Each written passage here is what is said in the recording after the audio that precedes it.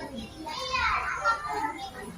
sekarang Ibu Guru mau cek yang mana akan menjadi keyakinan kelas kita, ya.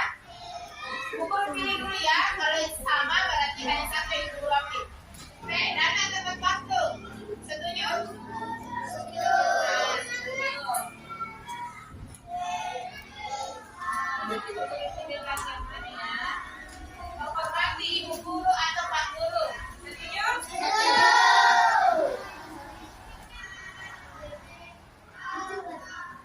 Melaksanakan piket keras.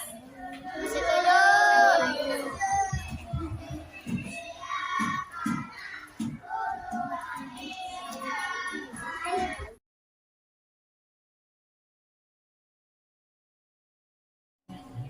Presentasi diseminasi modul 1 di tempat budaya positif oleh Ibu Rusmidayanti SPD CGP Angkatan 7 Kota Makassar.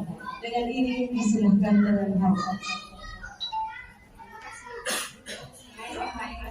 Assalamualaikum warahmatullahi wabarakatuh. Waalaikumsalam. Terima kasih kepada sekolah SPM SD dan teman-teman Bapak Ibu Guru yang telah menyempatkan hadir untuk mengikuti sosialisasi budaya positif yang merupakan salah satu tugas kami dari calon guru penggerak angkatan 7. Nah, apakah Bapak Ibu setuju dengan pernyataan ini? Yang pertama, hukuman dapat mendisiplinkan anak. Dan yang kedua, pemberian hukuman dengan hal positif seperti membaca atau membersihkan halaman sekolah dapat meningkatkan disiplin anak. Dan yang ketiga, memberi penghargaan dapat meningkatkan motivasi belajar anak. Silahkan dari poin pertama, apakah Bapak Ibu setuju atau tidak? Mau dapat disiplin anak tidak? Bismillahirrahmanirrahim. Assalamualaikum warahmatullahi wabarakatuh. Waalaikumsalam warahmatullahi wabarakatuh. Yang pertama, saya mengapresiasi kepada kedua teman kita yang itu penggerak luar biasa ya. Kemudian ini kita juga pada permintaan pendapat. Apakah di antara ketiga yang dipaparkan di atas setuju? Kira-kira kenapa setuju? Ataupun kalau tidak setuju, kenapa tidak setuju? Ya, kalau menurut pendapat saya bahwa setiap hukuman itu tidak selamanya bernilai negatif dan tidak selamanya bernilai positif. Kalau menurut saya itu bisa dikondisikan bahwa terkadang ada anak yang sudah dibujuk, sudah diberi motivasi, sudah diberi segala macam arahan, tapi perilakunya tidak berubah. Nah, pada saat itu kenapa kita tidak mencoba memberi hukuman sekali-sekali?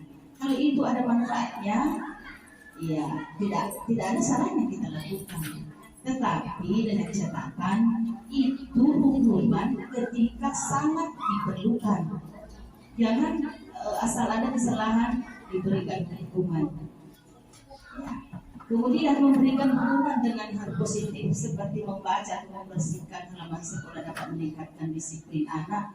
Itu juga relatif karena tidak semua kondisi anak itu sama. Ada terkadang dikasih hukuman seperti itu, ya tersimpan di benaknya bahwa ini adalah kesalahan yang saya buat akibatnya seperti ini. Ada juga anak malah merasa senang kalau dikasih hukuman tidak ikut belajar, lebih senang untuk bergerak. Dikasih hukuman membersihkan, ya ada anak yang seperti ini. Jadi kita sebagai guru mungkin mencari hal lain lagi yang kira-kira membuat anak tersebut yang berubah perilakunya. Jadi terkadang kalau saya pribadi setuju atau tidak setuju, kita lihat saja kondisinya. Kalau memang kita lakukan hal seperti ini, terus ada positifnya, ada gunanya, ada manfaatnya, ya otomatis kan kita lanjutkan, artinya kita setuju. Kemudian memberikan penghargaan dapat meningkatkan motivasi belajar anak. Ini juga terkadang ada anak yang kalau dikasih penghargaan termotivasi belajar, tetapi terkadang ada juga anak-anak yang merasa lebih cuek kalau dikasih, apalagi kalau motivasinya berupa hadiah. Tapi kalau motivasi secara verbal itu saya rasa itu cukup bagus ya. Kalau misalnya anak berperilaku positif dikasih penghargaan, ya baguslah. Kalau berkali-kali misalnya kita berikan penghargaan seperti itu, terus hasilnya memang ada peningkatan, kita lanjutkan. Ya demikian Bu Ati. Terima kasih. Assalamualaikum warahmatullahi wabarakatuh. Kepada ibu yang pendapatnya hukuman yang dapat mendisiplinkan anak dengan memberikan penghargaan dapat meningkatkan belajar. Sekarang kita lanjut ke perubahan paradigma. Ini saya akan berikan kepada Bapak Ibu guru selembar kertas kecil yang kemudian tuliskan benda atau sesuatu yang sangat berharga untuk Anda. Letakkan di salah satu tangan Anda dan genggam benda tersebut dengan segala daya. Nah, jadi teman B, artinya teman yang di sebelah Bapak Ibu guru akan mencoba dengan sekuat tenaga dia dengan berbagai cara untuk meminta Anda memberikan benda tersebut.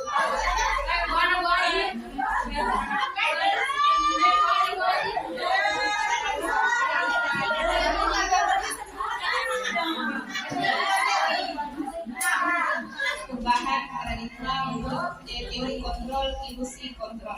Yang pertama, ilusi guru mengontrol murid. Artinya tadi Bapak Ibu telah mengontrol diri Bapak Ibu, bagaimana caranya juga teman di sebelahnya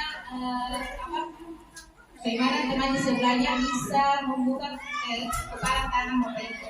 Yang kedua, ilusi bahwa penguatan positif, efektif dan bermanfaat.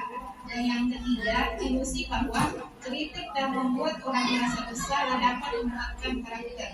Dan yang terakhir, ilusi bahwa orang dewasa memiliki hak untuk memaksa. Nah, di sini perubahan paradigma stimulus respon atau teori kontrol. Siapa sesungguhnya yang memiliki kontrol? Di sini ada kolom stimulus respon dan teori kontrol. Nah, yang pertama, perilaku guru dilihat sebagai suatu kesalahan. Misalnya di sini siswa melakukan perilaku yang tidak baik di dalam kelas. Nah, kita sebagai guru sudah mencap bahwa anak ini anak yang tidak baik, memiliki pribadi yang tidak baik. Dan kita mengikuti teori kontrol bahwa semua perilaku memiliki tujuan. Contohnya, mungkin Bapak Ibu mempunyai siswa yang melakukan perilaku yang tidak baik di kelas, namun perilaku tersebut mempunyai tujuan tertentu yang ada pada diri siswa tersebut. Orang lain bisa mengontrol saya. Nah, pada stimulus respon ini, bagaimana bisa orang lain yang mengontrol diri Anda? Mungkin tidak bisa ya. Dengan teori kontrol, hanya Anda yang bisa mengontrol diri Anda. Nah, kita kembali kepada siswa masing-masing. Bagaimana siswa bisa mengontrol diri sendiri. Nah, yang ketiga, memaksa ada apa pada bukan gagal. Nah, tadi mungkin Bapak Ibu mempunyai temannya bagai cara dengan siswa kita bagaimana konsisten baru. Yang terakhir, model berpikir menang kalah. Apa itu budaya positif? Ada yang tahu dari Bapak Ibu apa itu budaya positif? Coba satu orang yang bisa memberikan pendapatnya tentang apa itu budaya positif. Menurut saya, budaya positif itu kebiasaan yang baik yang diterapkan dan tidak merugikan kedua belah pihak. Terima kasih Anda telah memberikan informasinya. adalah nilai-nilai keyakinan, apakah itu nilai moral, dan kebiasaan-kebiasaan sekolah yang berpihak kepada murid dapat berkembang menjadi pribadi yang kritis, penuh hormat dan bertanggung jawab. Nah, kita bisa lihat bahwa disiplin positif merupakan suatu cara menerapkan disiplin tanpa kekerasan dan ancaman yang ada yang dalam praktiknya melibatkan perilaku komunikasi efektif antara guru dan murid. Nah, di sini mungkin kita dapat melakukan komunikasi yang baik antara guru dan murid, dan pada penerapan disiplin positif ini mengajarkan murid untuk memahami konsekuensi perilaku yang mereka lakukan sehingga murid dapat menghormati diri sendiri dan bertanggung jawab terhadap lingkungan dan pribadi masing-masing. Kesimpulan dari disiplin positif merupakan salah satu cara menerapkan budaya positif yang bertujuan untuk menumbuhkan kesadaran serta memberdayakan murid untuk melakukan sesuatu tanpa sungguhan, ancaman maupun hukuman. Nah, di sini Bapak Ibu bisa melakukan budaya positif di kelas masing-masing dengan melakukan keyakinan kelas tanpa memberi hukuman kepada siswa Bapak Ibu guru. Mungkin Bapak Ibu kenal dengan foto tersebut. Nah, ini adalah salah satu lambang atau poin pendidikan Ki Hajar Dewantara berpendapat bahwa di mana ada kemerdekaan, disitulah harus ada disiplin yang kuat.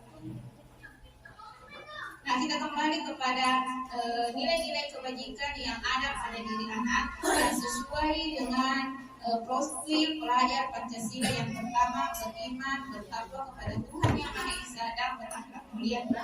Yang kedua, mandiri. Yang ketiga, bernalar kritis. Yang keempat, berteduh dan global.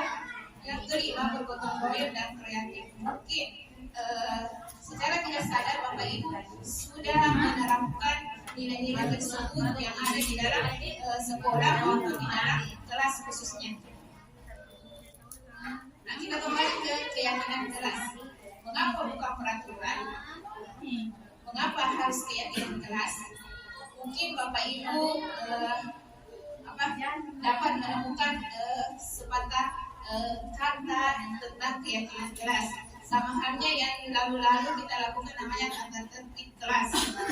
Nah, di sini kita akan menerapkan itu apa keyakinan kelas untuk mendukung motivasi intrinsik kembali nilai-nilai atau keyakinan-keyakinan yang dimiliki oleh anak lebih menggunakan sesuatu dibanding mengikuti serangkaian peraturan-peraturan yang dahulu yang pernah kita buat sebelumnya. Nah, di sini ada perbedaan antara peraturan dengan keyakinan kelas. Mungkin Bapak Ibu bisa menerapkan juga dengan merubah kalimat seperti peraturan yang dibuat selama ini, yaitu dilarang mengganggu orang lain. Nah, kita bisa mengubah kalimat tersebut dalam bentuk keyakinan kelas, yaitu saling menghormati. Yang kedua, jangan berlari di kelas atau koridor. Nah, kita bisa menanyakan kembali atau memberikan keyakinan kelas kepada siswa bahwa berjalanlah di kelas atau di koridor sekolah. Dan yang terakhir, jangan buang sampah di dalam kelas. Nah, boleh kita ubah lagi kalimatnya menjadi jagalah kebersihan kelas.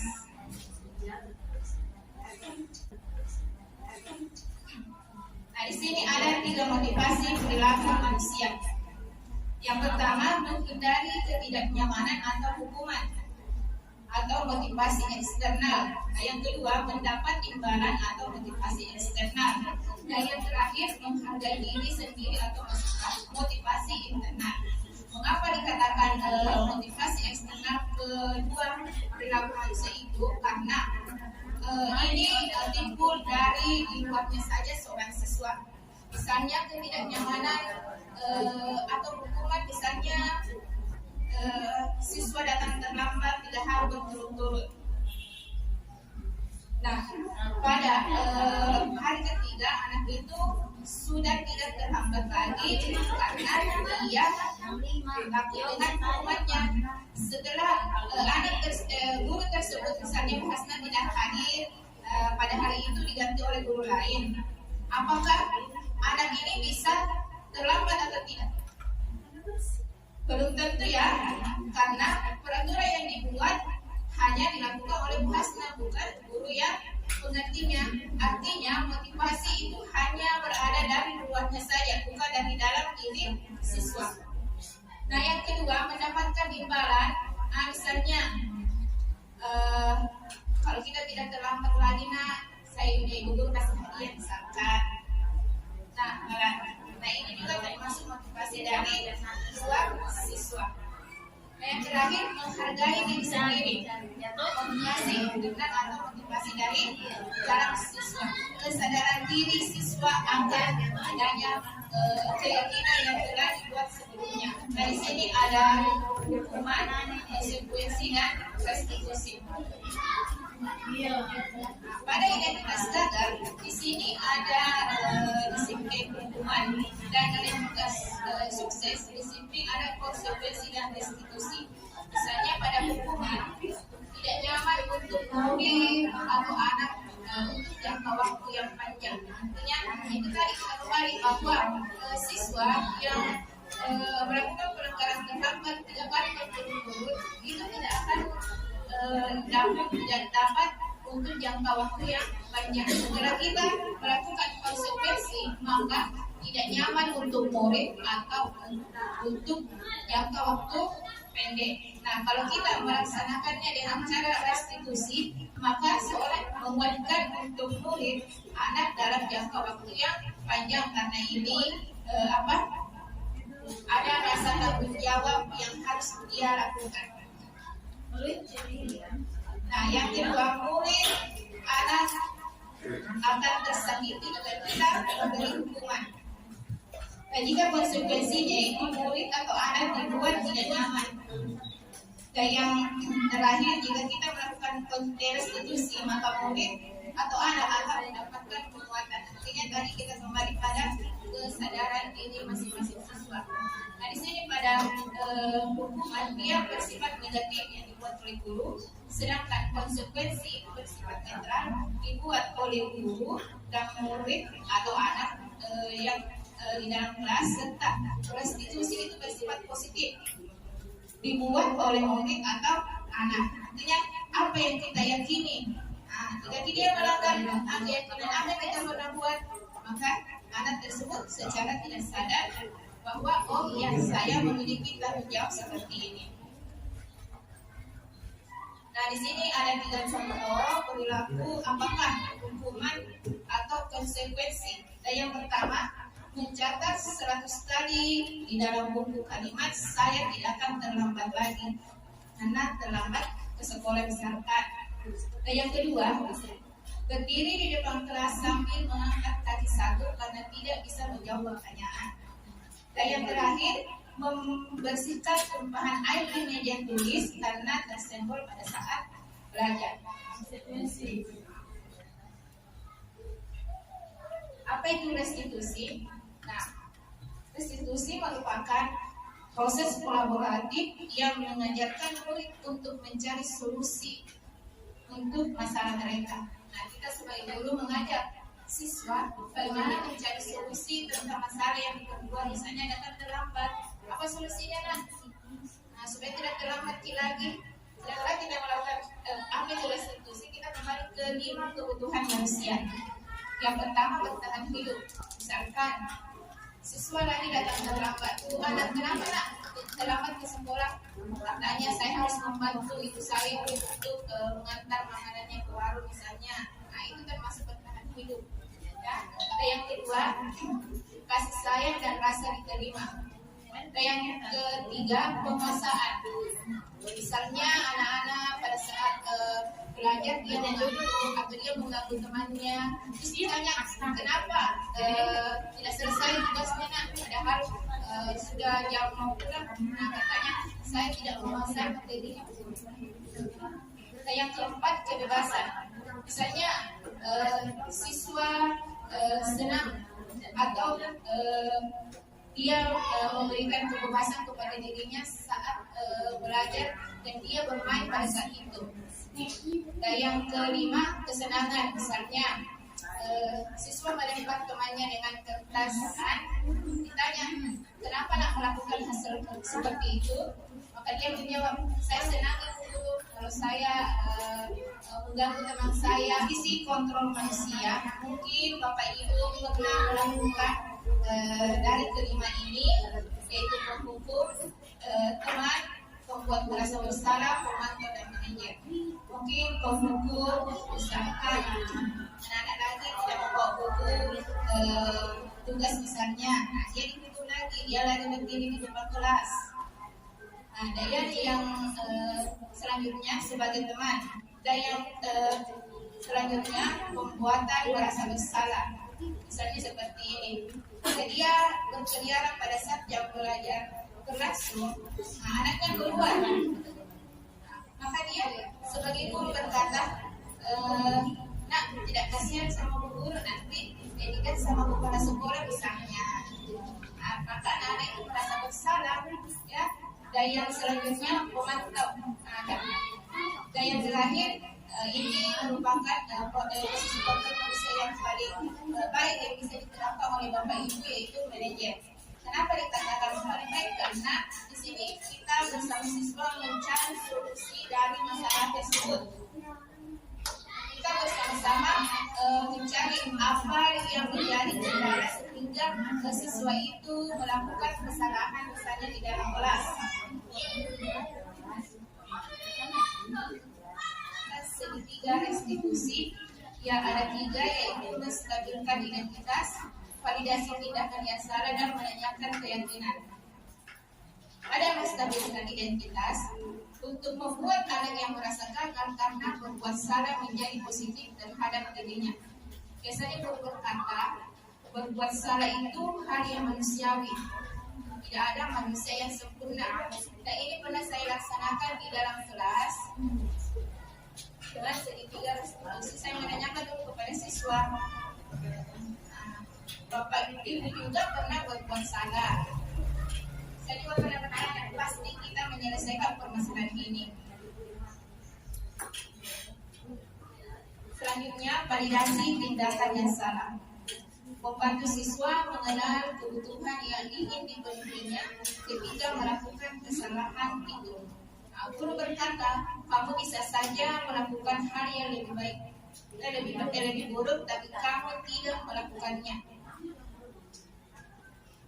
Selanjutnya, pasti kamu punya alasan mengapa melakukannya. Misalnya, siswa tidak melaksanakan piket keras. Ditanya, kenapa nak tidak melaksanakan piket keras? Alasan siswa, katanya saya selalu disuruh guru sama teman pekerjaan yang berat-berat. Misalnya dia disuruh buang sampah, ya, padahal teman yang lain hanya menyapu kelas, hanya mengepel atau membersihkan kelas. Apa yang penting bagi kamu? Apa yang menurut kamu penting tentang kesalahan yang kamu berbuat? Dan yang terakhir, kita menanyakan keyakinan yang telah disepakati sebelumnya. Anak melihat kesalahannya dihubungkan dengan norma sosial dan nilai-nilai yang mendasari manusia berinteraksi dengan orang lain. Nah, biasanya guru berkata, apa nilai yang kita percaya di kelas atau di sekolah? Nah, kita kembali lagi ke siswa. Kita kan sudah membuat keyakinan kelas terlebih dahulu. Keyakinan kelas apa yang kalian masih ingat? Karena itu pasti yang dulu saya pernah membuat ini. Saya melaksanakan piket kelas, datang tepat waktu. Nilai-nilai besar apa yang telah kita sepakati? Nah, itu tadi kita kembali lagi mengingatkan kepada siswa nilai-nilai yang baik yang telah kita sepakati dalam keyakinan kelas.